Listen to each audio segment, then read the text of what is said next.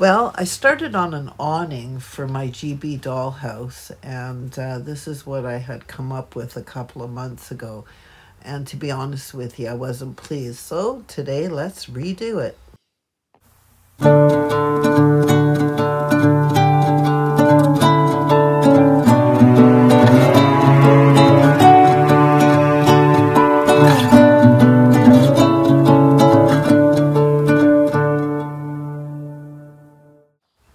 So one of my viewers suggested that I do it out of popsicle sticks, this awning. I decided to use a little bit wider version, the tongue depressors instead, and I think it'll look really nice when it's done. At least my fingers are crossed that it will. The photo on the screen shows what an original GeeBee Dollhouse awning looks like. So I suppose I could try and replicate the yellow and red stripes, but to me it looks a little bit like a circus tent. So instead I'm going to do mine all one color.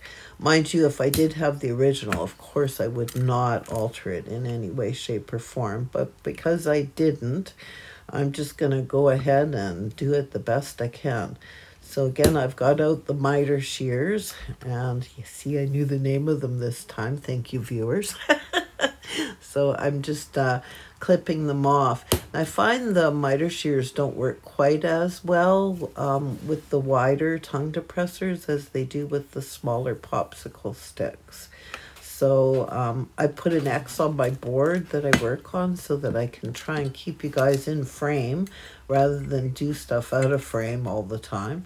And I brought out my little miter box and my saw, which I think is a little bit easier to do with these wider sticks than the miter shears were. So what I'm doing is I'm just cutting off the rounded edge here, and I'm going to need 6 of these little pieces in order to do the front. So I'm just kind of cutting all my wood up right now. I've decided I'm going to do it 6 pieces wide. So, and then of course I have to do, see here, that's what I'm going to put around the front rather than do it with the lace. So I've cut them here, and even though I don't like the other one that I made, it is a good size. So I'm going to use it for sizing. So this is how I'm going to determine how wide I'm going to make the awning.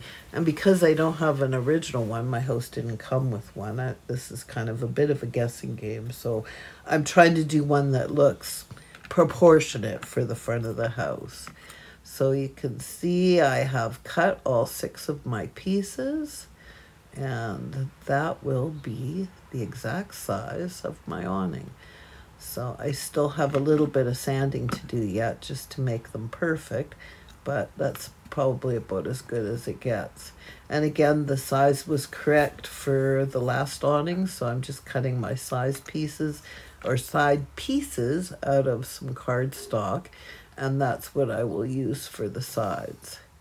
So I've got the entire thing all glued together now. I reinforced the inside of it with just a regular size popsicle stick.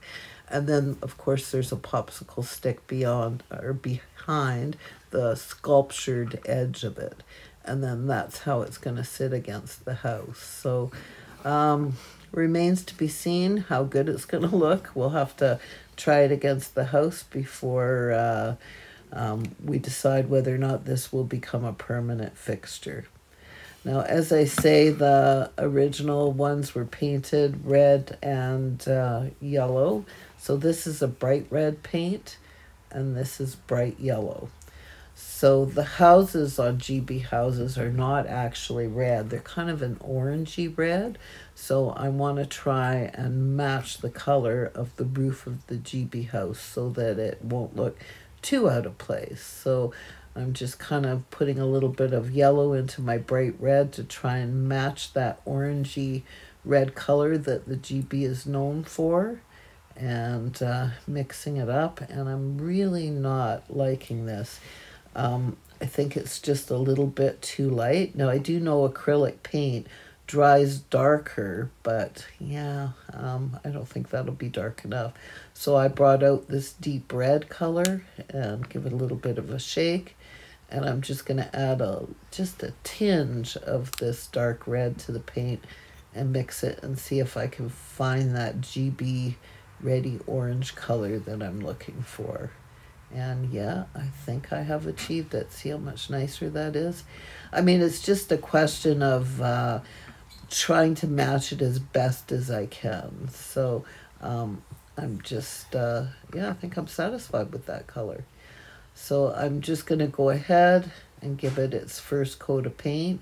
I do eventually go on to do 3 full coats of paint, but this is the first coat, and yeah, I'm quite pleased with the way it looks. So I won't bore you with painting the entire thing on video because I think every one of us knows how to do this, but yeah, I think it looks quite good. So we shall see. I mean, the test will be with the end product and putting it against the house.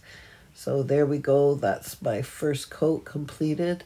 And I do go back and do 3 full coats of paint and let it dry for at least 20 minutes in between each coat. So I'm outside now, and you can see there that's the original one that I've rejected and decided not to use.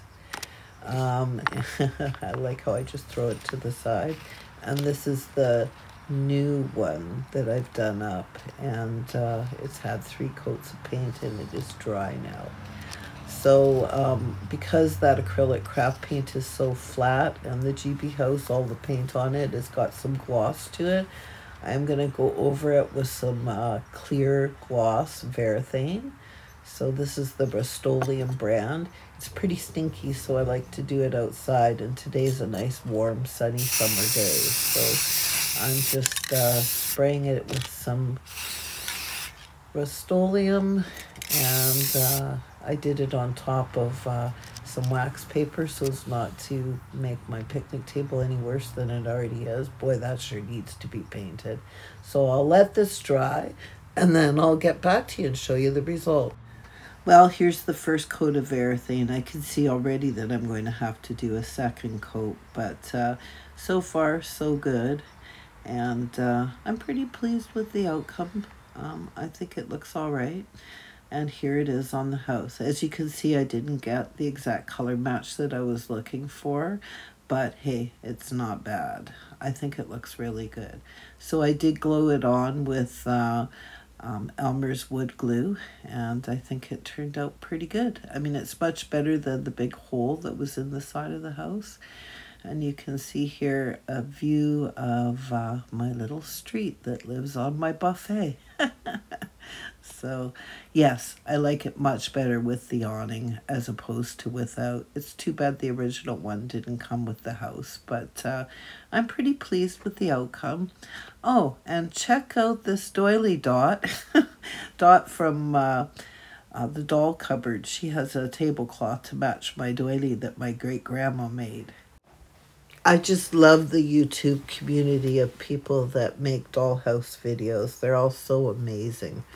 Well, if you haven't already subscribed to my channel, please subscribe and hit that like button and tell your friends about my channel. Thanks for visiting today, and again, have the best day ever.